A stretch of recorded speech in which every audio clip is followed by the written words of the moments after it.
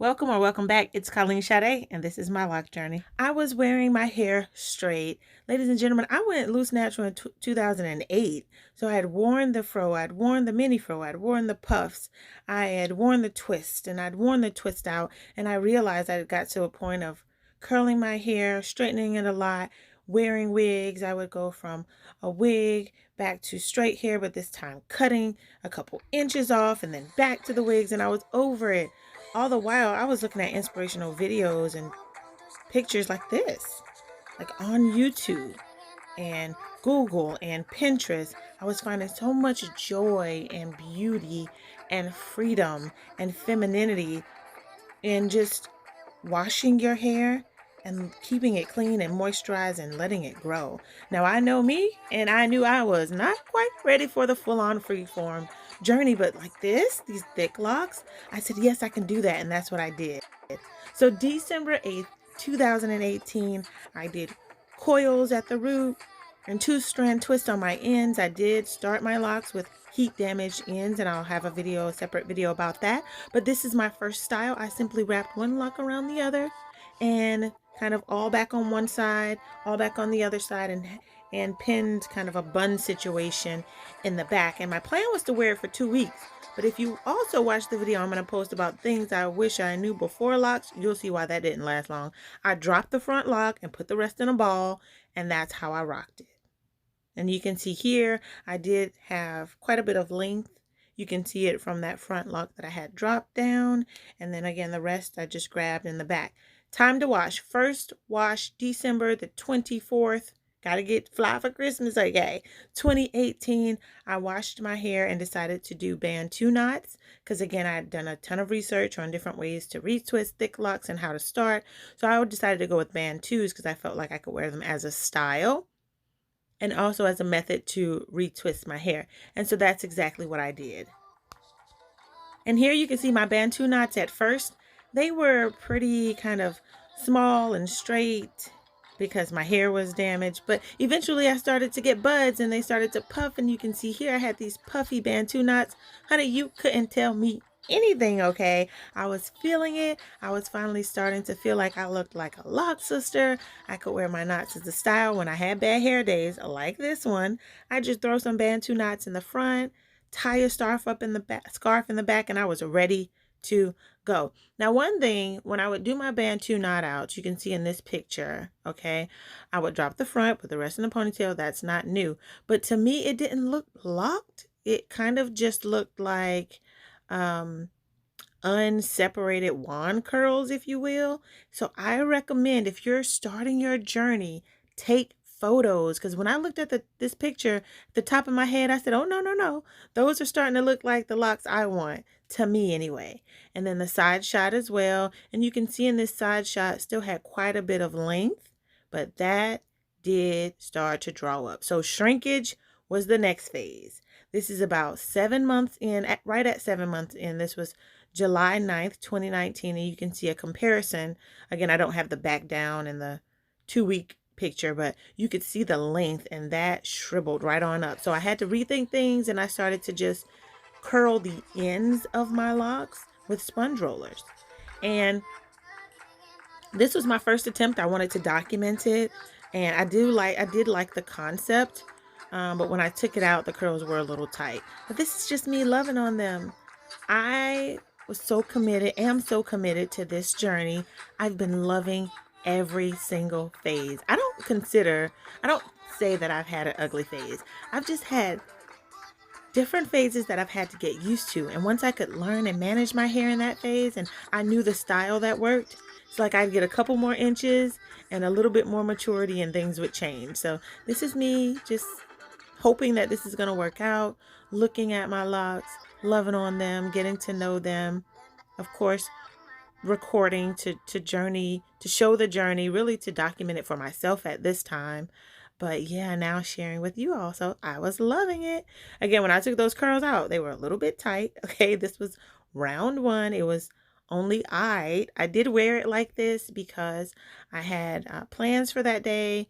But then going forward, I would use larger rollers, or instead of wrapping it around the roller so tightly, I would do a lot more space in between the hair so the curl was more loose. And here's a full shot. So sometimes when I'm looking at these loc journey videos, which I love to watch, so if you have a loc journey video, leave a comment, let me know, I'll watch it. But I want to know what they're wearing. So this is just a little style from head to toe of my starter locks. And here's another clip. This is me. I was trying to do a crown, but clearly it wasn't ready yet. And I started with the front part instead of from the back, like corner. So I just came up with this. I just kind of took the sides back and I created this bun in the back, but I wanted to leave the back down because I was finally starting to feel like I had a little bit of drip going on back there. Ooh, ooh, ooh. Y'all see it? I was proud of it. So still me wearing it with the ends curled. This is a fresh wash here and twist. I had curled the ends and again just pinning the top back in a way that is different than how I'd been using it, but still nice looking, still you know, just presentable. I wasn't always presentable now because in this next photo, honey, some days it was just like this. Some days this is my life. I was trying to figure this out, right? And when I took that down, I was left with this. Oops, excuse my hand. I was left with this, honey. And I would think to myself, what have I done? This is a bad idea. No, no, no, no, no. But then I would correct that and realize it's a process. It's a journey that I'm committed to. And I learned a secret. Again, I'm going to talk to you guys about things I wish I knew before getting locks. And that really worked. And I ended up being able to do styles like this. And I ended up being able to wash my hair without always twisting it. And that's thanks to one of the things I wish I'd known before locking my hair. So again, when that video posts, make sure you check it out. But this is showing corporate, right? You can wear locks in the corporate world. Now, unicorn. My lock in the front became my unicorn lock. When I would wash it, it would stick straight up. So if you begin to realize that you're washing your hair and it's doing its own thing, that's natural. Just love on it, twist it in the way that you want it to lay, okay? And just keep on going. So after that catastrophe, I took a deep breath. I told myself I was going to tell myself the truth, which is that my hair is beautiful and manageable, and I twisted it. Now, I started this new style, and you can see it here. I would wash my hair. I have 30 locks, so I would do 10 plaits, and I would just pin them different ways. So here is the first go at that style. We went out to the pool, and I left the front two out. I don't know what it is with me about the front being out in this side bang situation. I guess I felt like it looked more feminine, but I did that, and then I pinned the back different ways. And so I'll show a couple different times that I've styled my hair this way. Again, plaiting it in 3 different plaits to keep it twisted, and then just pinning it to style.